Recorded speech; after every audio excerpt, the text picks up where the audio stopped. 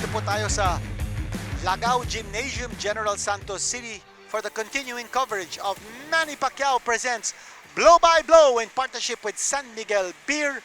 At napakaraming tao po rito. At you see Mr. Josel Dosi, kasama po natin Mr. Johnny Elorde, Lisa Elorde is also in the building. At nakikita natin sina Nico Elorde, ang ating GAB chairman, Richard Clarin, and our upcoming fight, Judy Flores of Sanman Boxing Stable, General Santos City. Ang kalaban po niya, ang veteranong two-time world title challenger, Jonathan Taconing of Bebatolorde Boxing Stable in Santa Rita, Sucat, Parañaque. Tail of the tape natin, makikita po natin, Taconing is 36 years old.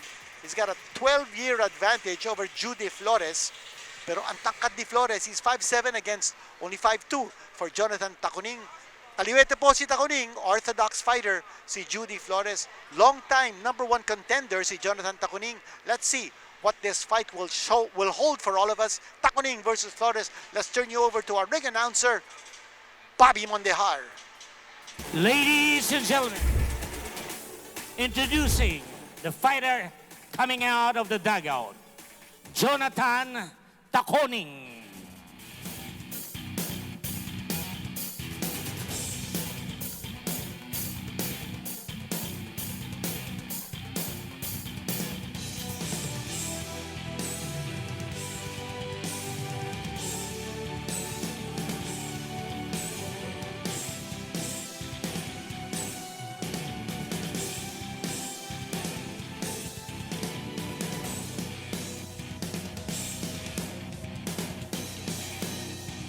Ladies and gentlemen, introducing the fighter coming out of the dugout, Judy Flores.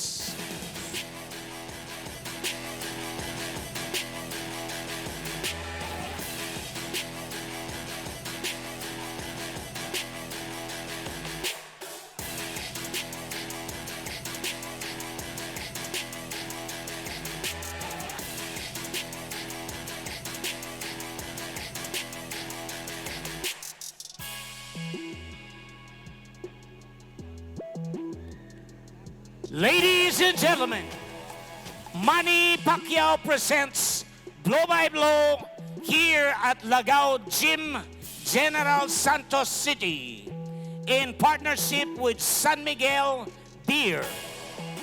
All professional boxing bouts are under the regulations and supervision of the Games and Amusements Board. GAB Chairman Attorney Richard S. Clarin, Officer in Charge, Mindanao Supervisor Arnulfo Teng Sason II, Ring Physician Dr. Clemente Carlos III, and our official timekeeper Rosendo Garcila Jr. Ladies and gentlemen, introducing, fighting out of the blue corner. He weighed in at 115 pounds. He has a record of 29 wins, 6 losses, 1 draw, 22 wins coming by way of knockout. He's fighting out of Bebot Elorde Boxing Stable, Santa Rita, Sucat, Parañaque City. Ladies and gentlemen, introducing Jonathan Taconing. Taconing. Right across the ring, fighting out of the red corner. He weighed in at 116 pounds. He has a record of 11 wins, 1 loss, 7 wins coming by way of knockout. Fighting out of Sanman Boxing Stable, General Santos City. Ladies and gentlemen, Judy Flores. Judges at ringside, Saban Ponpon Jr., Judge Marlo Neri III, and Judge Aaron Kent Odion. Third man in the ring, Referee Teodoro De Nonong. This will be 10 rounds of professional boxing. Okay, boxer, listen to me. This bout is sanctioned by Games and Amusement Board. You're going to fight 10 rounds professional boxing. Oh, no hitting below the belt, at the back of the head. When I say break, stop. Okay? Taslab, good luck.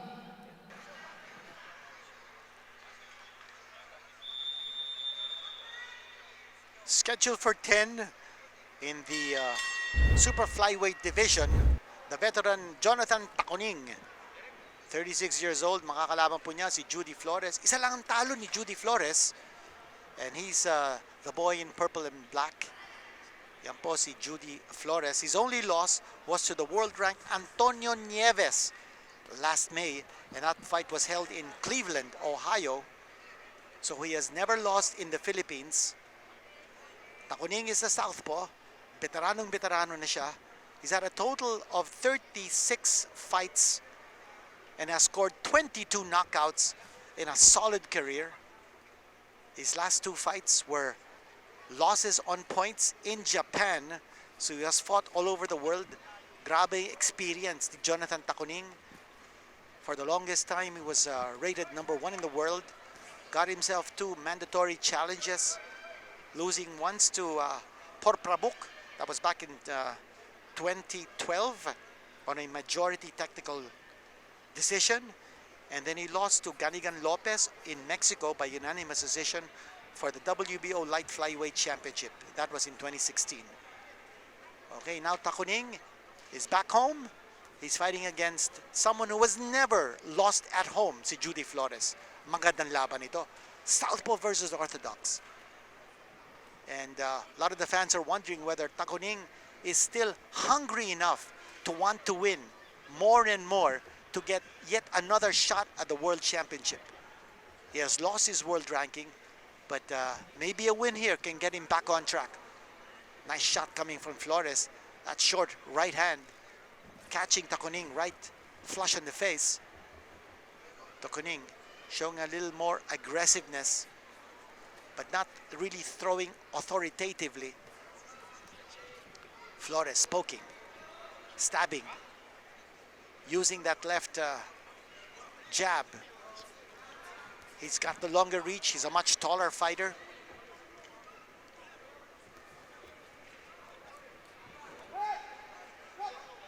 And the referee calling a break in the action. Judy Flores is 5 inches taller than Jonathan Taconing. Flores measuring his opponent, keeping a safe distance away. Taconing putting some pressure. Ang bilis ni Flores. Spinning away from Taconing. And then landing shots from a distance. He's executing very accurately, using his advantage in reach and in height. Hindi makapasok si Taconing. He's trying to put some pressure. Pero mabilis umilag si Judy Flores. A very intriguing first round. I thought Flores might have done enough to win that round over the veteran Taconing. Although you see the left side of the face of Flores already showing a bruise from the incursions ni Jonathan Taconing. Taconing is a very wily fighter who knows how to pace himself. He has fought a total of 10, 12 rounders in his career. And for Judy Flores, this is only his first 10 rounder. Makita natin yung ginagawa dito ni Taconing. He threw those 3 punches to the face and then hooking shots to the side of the body. That's 4 or 5 shots to the body. He continues to throw punches when he can, seizing every opportunity. And that's the veteran fighter that he is. Yan pong ating punch of the round brought to you by San Miguel Beer. We saw a bruise on the left side of the face, the Judy Flores. Jonathan Taconing showing his experience in that first round. And he's slow to get up from his stool. Again, because of his experience, draining every last second of that rest to preserve him for the fight ahead. Oh, shot to the body and shot to the head. Sunod-sunod yun, galing kay Taconing. Every time he has a chance to get inside, He throws a lot of punches. He's a volume puncher. Coming closer to his prey is Jonathan Taconing. Oh, shot. Shot to the body there. Judy Flores got hurt. Taconing raining shots. Flores using his lateral movement to move away. Remember, Taconing has scored 22 knockouts in 29 wins. So may lakas ito. Nice shot. Right hand coming from Taconing. And then left and right, series of combinations. I'm not sure if Flores can handle the experience and the power ni Taconing. Judy Flores has fought only 12 fights.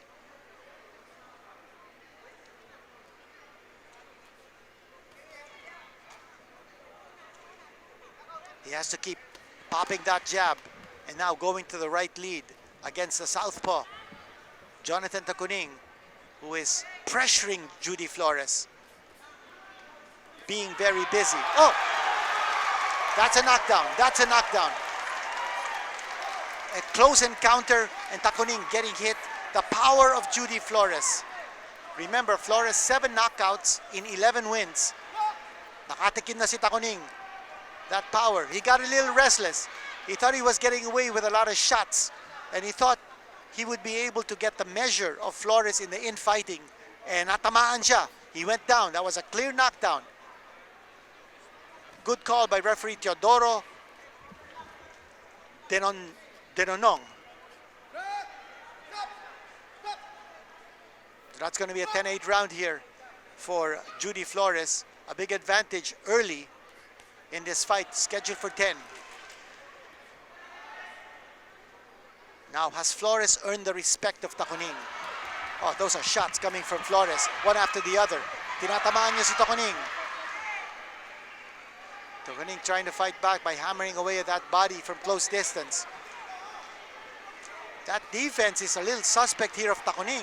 Tinatamaan siya. The reflexes may not be there any longer. Taconing is 36 years old. He's had a lot of wear and tear in a long career. But he's throwing. He's throwing a lot of punches. Judy Flores continuing to measure his opponent from a distance. Hindi niya pinapapasok si Jonathan Taconing. Big round here for Judy Flores as he controls the tempo of this fight.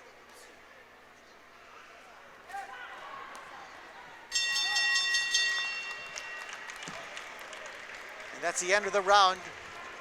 And that was rather eventful para kay Judy Flores. Taconing got surprised. Nakatikim siya ng power ni Judy Flores.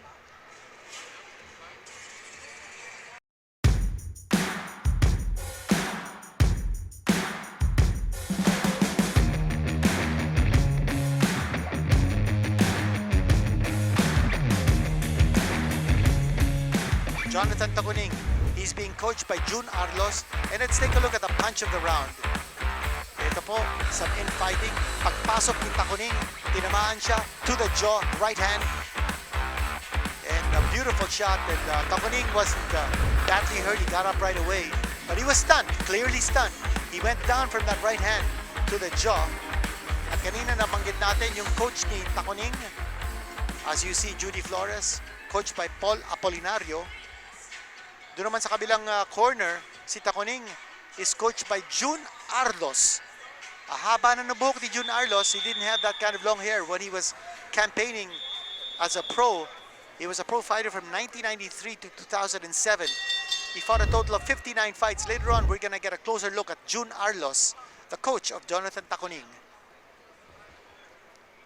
Taconing a little bit wild now, throwing those punches. Glancing blow by Taconing with the right hand. Taconing coming forward, fighting almost instinctively dito, no? Parang walang masyadong sistema. But he's just throwing punches. And the danger with having no clear system or technique is that you're going to get hit. But he's hoping that his attack will reap dividends before Judy Flores can unleash. Ito, tuwing nakakapasok si Taconing, he continues to flail away at the body like a piston with his fists. Short punches by Judy Flores. Those are the ones that hurt. Short chopping blows.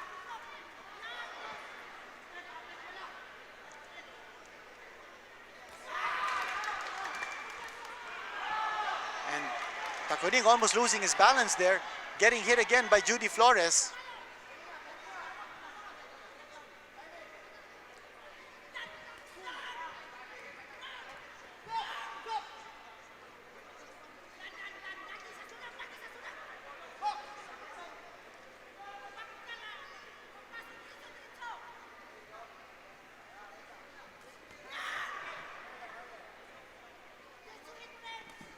Then moving his head left to right. Nice shots coming from Taconing. He's throwing punches from all angles, using his vast experience to get the better of Judy Flores. Eksperyensiyado talaga. Makikita natin yung mga suntok ni Taconing coming from wild angles na hindi nakikita ni Judy Flores. And then when he's close, he hammers away at the midsection. Nice counter right hand coming from Judy Flores. And again, once Taconing is embracing Judy Flores, he hammers away at the side of the body.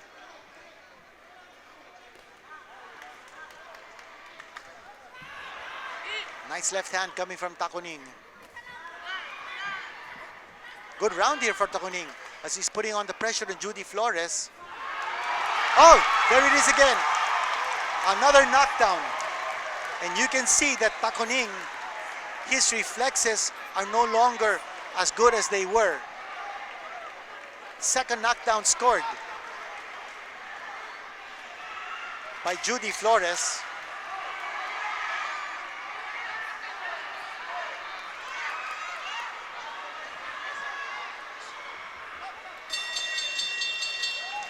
And mukhang Taconing was saved by the bell.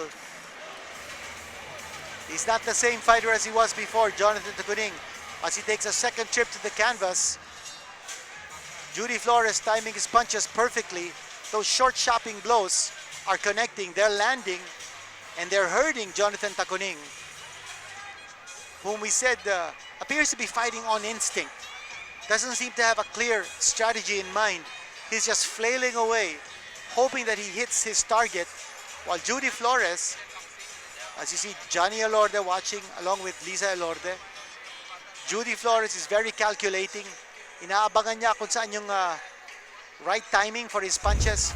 Nakakatama siya ng magaganda. And let's take a look at the punch of the round. There's that counter right hand. Papasok din si Jonathan Taconing, but his defense was wide open. He was coming in, he was flailing away. But you see, he's wide open for the counter right. Kanya bumagsak siya. And he was classy-eyed. But again, because of his proud heart, he picked himself up off the floor immediately. Judy Flores now with 2 knockdowns to his name against Jonathan Taconing. Sandali, mukha yata nakalimutan yung mouthpiece. Ano ba yan? Nakalimutan yung mouthpiece. Aha! Sa sobrang excited ni Judy Flores na nakascore na ng 2 knockdown. Sa sobrang excited to finish off Jonathan Taconing. And if he wins, it'll be a big feather in his cap. And Taconing, did he go down again? Oh, hindi daw binila. Hindi bumilang si referee, but Taconing is just a ghost of his old self.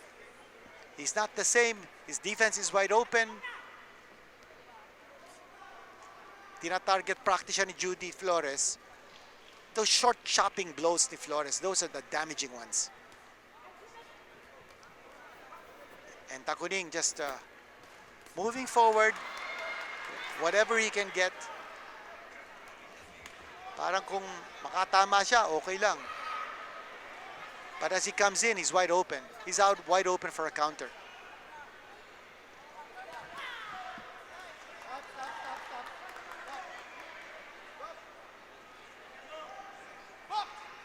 "36 years old, Jonathan Taconing. He has been a pro since 2007.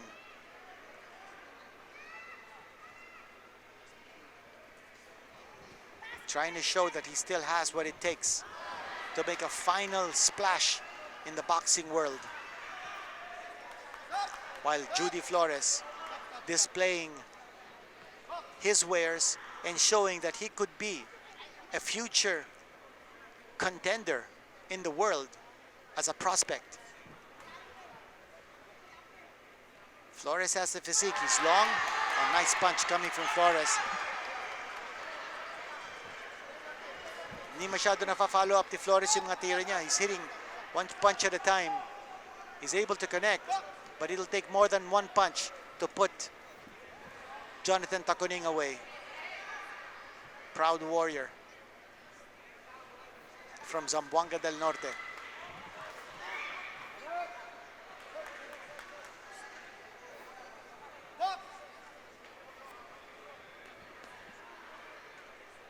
And Taconing parang hindi napapagod dito, no? He just keeps coming in.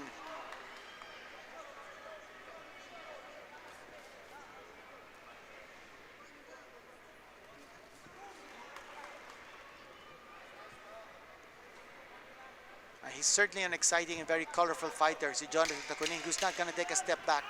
Parang Rocky Marciano ang style niya. Sugod lang ng sugod. Throwing punches. Kung makatama, okay. Kung matamaan siya, sorry na lang. 2 knockdowns now scored by Judy Flores.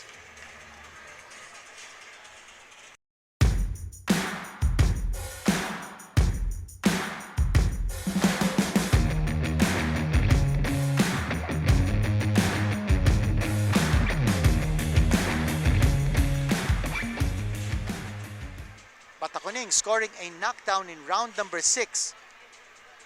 All of a sudden turning this into a big fight. Punch of the round.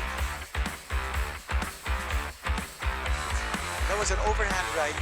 Napa-off balance dun si Judy Flores. And yes, that had to be a knockdown because that was caused by a punch. Although it wasn't solid, he did drop and the glove touched the canvas, so that's a knockdown. Anytime any part of the body touches the canvas outside of the feet, you will score a knockdown if it was caused by a punch. And that certainly was caused by a punch. Although na off balance, si Judy Flores, his glove touched the canvas. Tama yung referee, Teodoro Denonong, counting the knockdown. So 1 knockdown scored by Taconing, 2 knockdowns scored by Judy Flores. And we're moving into round number 7.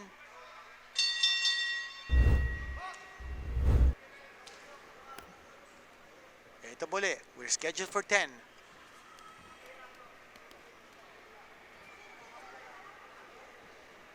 And quickly moving away from harm's way is Judy Flores.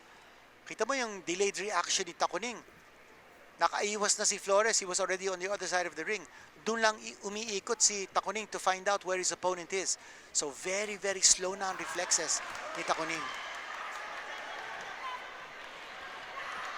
Flores is connecting, but Taconing is not going away. He's continuing to brawl, pressing the action, putting his head on the chest of Judy Flores.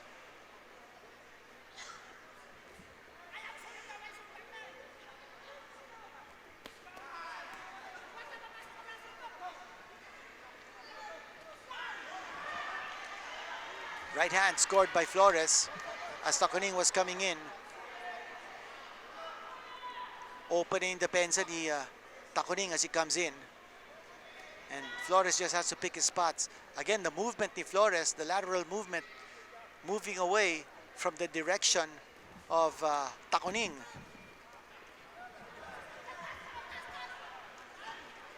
Tingnan mo yung recovery ni Taconing. Oh, there he goes down again. And he will, that will be the 3rd knockdown scored by Judy Flores.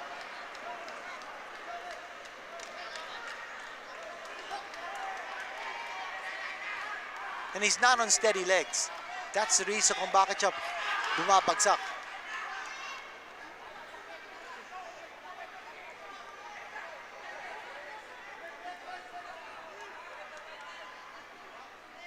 Flores is measuring his opponent. He's looking for the knockout blow. And Taconing is just wildly flailing away.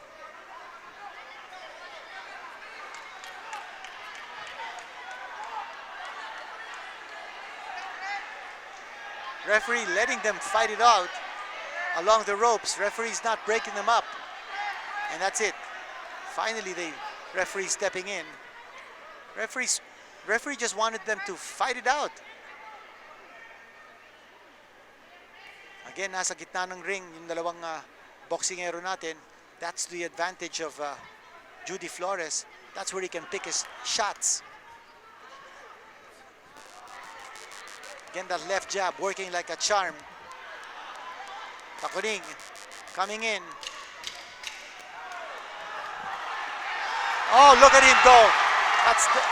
That's it. I think it's over. He's like he's punch drunk. He's getting counted. I don't know whether they should continue this. You know, they will allow him to continue. He's been down twice in that round. I don't think he's in any condition to continue. He's gone down 4 times.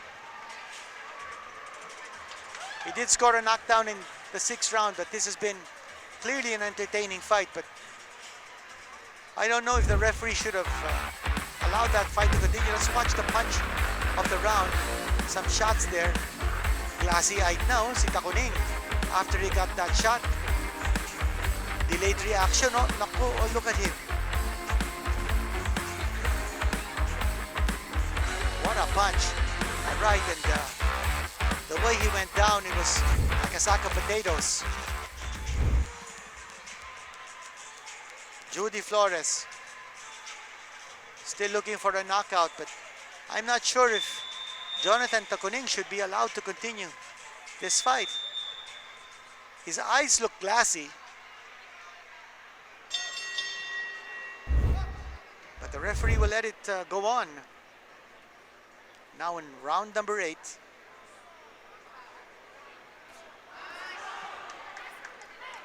Again, the left jab of Judy Flores connecting. Now he's connecting almost at will. Referee's looking very closely at what's happening. Hindi na masyadong sumusuntok si Taconing, but he's still taking punishment. That's not a good sign.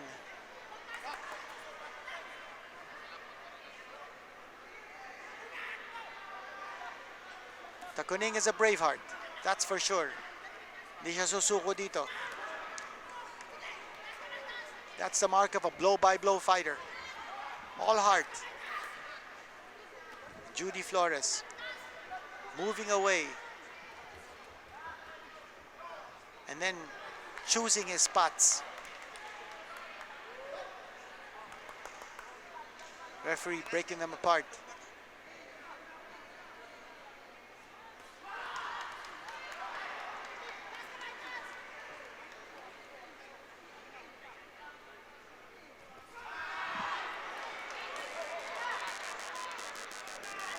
Target shooting now for Judy Flores. Wala nang rhythm si Taconing dito. He's trying to come in, but as he comes in, alayo na ni Judy Flores.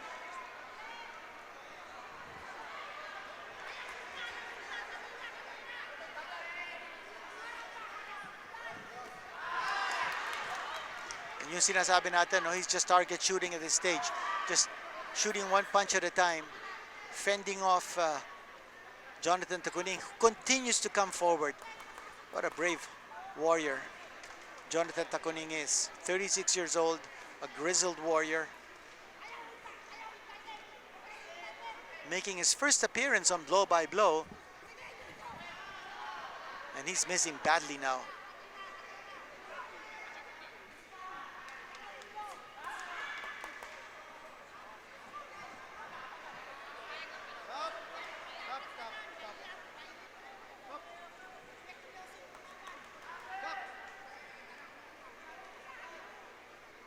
Judy Flores is on the verge of scoring a big win here over Jonathan Taconing, whether by knockout or on points.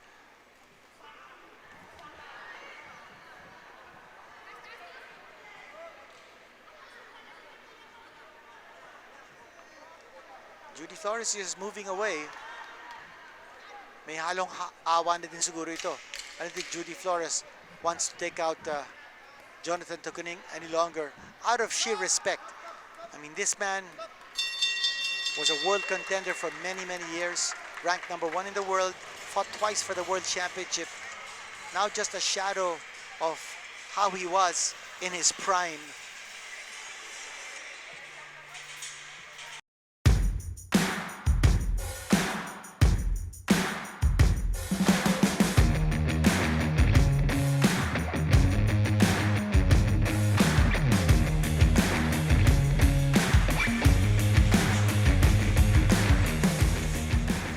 And the crowd here enjoying the action at the Lagao Gym in General Santos City. No less than the Games and Amusement Sport Chairman, Ricardo Clarin, in the house, flying in from Manila. And gracing this occasion as part of the festivities of the Kalilangan Festival in General Santos City, commemorating the foundation of the General Santos City settlement back in 1939, commissioned by Commonwealth President Manuel L. Quezon on General Paulino Santos, after whom the city was named. General Santos City was once known as Dadyangas. Round number 9. And I would say it's up to Judy Flores whether to make this last the distance or to end it before the full route. Jonathan Taconing has been fighting on instinct since almost from the start. Shot by Taconing, that scored a left hand, raising sweat from the head of Judy Flores.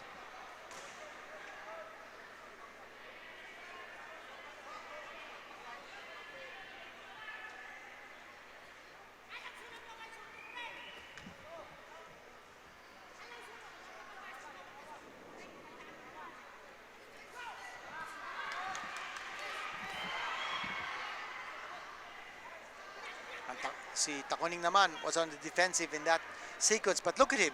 He's not running away. After that sequence, he's back on the attack, trying to pressure Judy Flores. And Flores tying him up. A lot of time left in this round.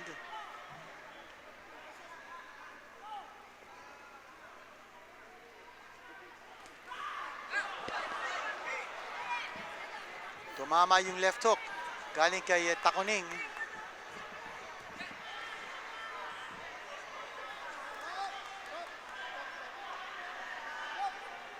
Taconing has been down 4 times in this fight, twice in the 7th round, once in the 2nd and once in the 3rd. But Taconing also scored a knockdown back in the 6th frame. Less than a minute to go in this round.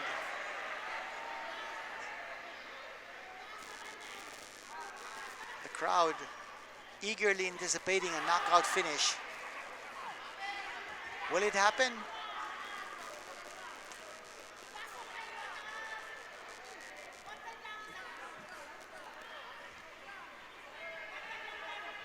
And for Judy Flores, this is the first time he's going to go 10 rounds, if it goes 10 rounds.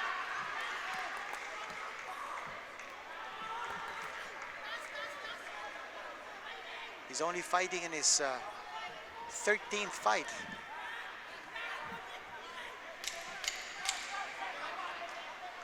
Ten-second clapper has been sounded. And we're going to go to a 10th round of this fight.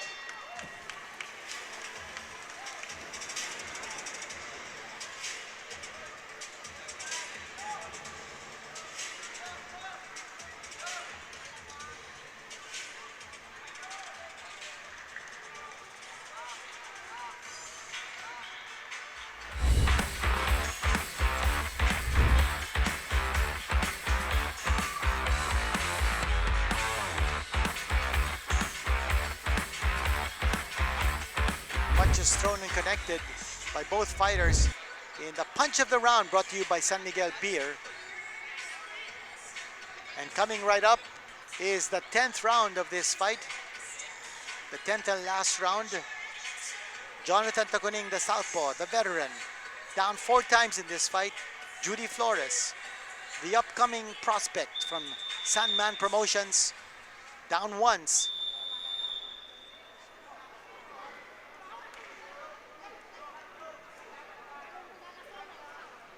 And here we go, the 10th round. Will there be a knockout scored in this fight, or will it go the distance? Let's watch the action as it unfolds on Manny Pacquiao presents Blow by Blow in partnership with San Miguel Beer. Nasa Lagaw Gym po tayo ng General Santos City. Blow by Blow on the road, moving around the country. And now in General Santos City.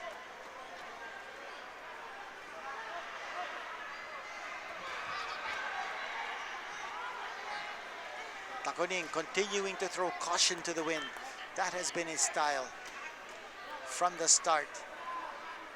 Moving forward, throwing whatever he can, taking punches, landing them. Not minding to take one shot to be able to give another. Flores continuing to spear away with that left jab.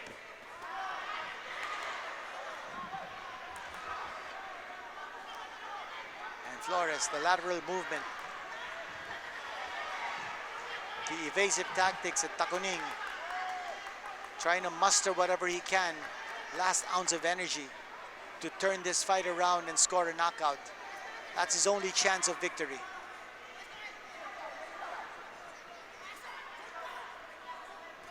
Flores, 7 knockouts in 11 wins.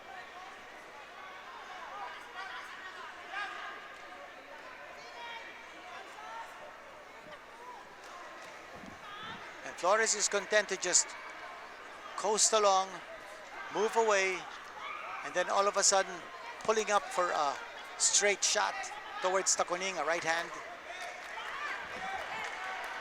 And that lateral movement has been splendid for Judy Flores, as he will coast to win this fight by clearly unanimous decision. Wala na po knockdown or knockout dito.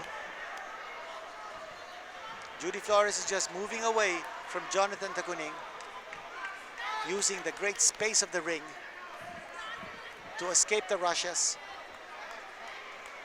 and to escape whatever danger lurks in the horizon with Jonathan Taconing. Coming close to the end of this fight.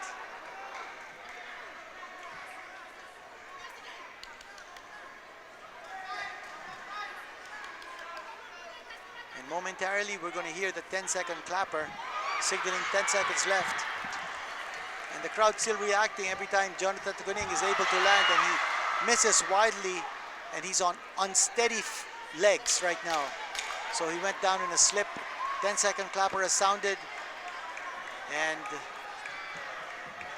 the fight will end. It will go the distance, and there it is, the final bell. And Judy Flores showing a lot of respect for the veteran. And you're going to expect also Taconing to be a boxing coach, for him to impart his vast knowledge of the sweet science to different students of the sport when his fighting days are over. He went down 4 times in this fight. It was a tough one, but he will lose this fight on points. And some of our foreign friends are also in town. We've seen our foreign friends from Japan, from Korea. And now, let's turn it over to our ring announcer once again, Bobby Mondejar. Ladies and gentlemen, after 10 rounds of boxing, we have a winner. Here are the scores of the 3 judges. Judge Sabas scored it 95-90. Judge Marlo scored it 95-90. Judge Aaron scored it 96-89. And the winner by unanimous decision, Judy Flores. And there it is. It's official. Judy Flores has won, beating the veteran warrior Jonathan Taconing, 2-time world championship challenger. Flores scoring 4 knockdowns on the way to a clear unanimous decision victory. the winner, and a very impressive winner at that, in a convincing fashion. Some highlights of the fight. That was the first knockdown, and then he'll go down once more. Taconing went down a total of 4 times, and that was the knockdown scored by Taconing. Didn't exactly go all the way down, but his glove touched the canvas, and that's what scored a knockdown. And there was that last knockdown in the seventh round. As you see, the eyes of Taconing rolling, and I thought that might have been grounds to stop the fight. But, well, the fight went the distance. Judy Flores scoring a unanimous decision over the veteran Jonathan Taconing.